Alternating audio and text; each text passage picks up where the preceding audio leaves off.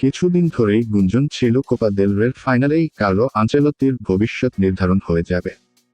স্পেনসহ ইউরোপের বেশ কয়েকটি দাবি করে আসছিল ফাইনালে রিয়াল মাদ্রিদ হারলেও চাকরি হারাতে পারেন আনচেলত্তি, আর এই সুযোগটাই নিতে চায় ব্রাজিল ফুটবল কনফেডারেশন।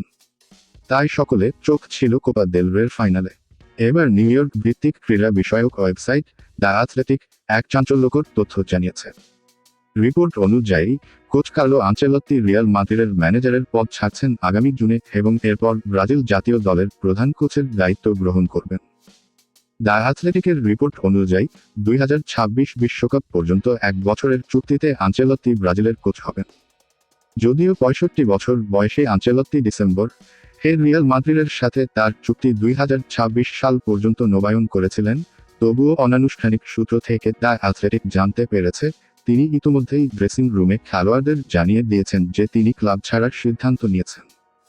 রেকর্ড পারিশ্রমিক জুনেই ব্রাজিল জাতীয় দলের দায়িত্ব নিতে যাচ্ছেন কোচ কার্লো আনচেলত্তি।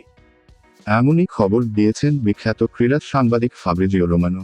এরই মধ্যে সব প্রস্তুতি শেষ করে ফেলেছে ব্রাজিল ফুটবল কনফেডারেশন। তবে সবকিছু নির্ভর করছে রিয়াল মাদ্রিদ কবে বিদায় জানাবে আনচেলত্তিকে।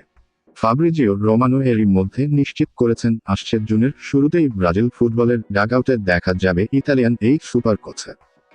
4 জুন কনমেবল অঞ্চলের বিশ্বকাপ বাছাইয়ে ইকুয়েডরের মুখোমুখি হবে সেলেসাও। সেই ম্যাচেই অভিষেক হতে পারে আনচেলত্তির। পরবর্তী খেলা খবর পেতে আমাদের সাথে থাকুন। ধন্যবাদ।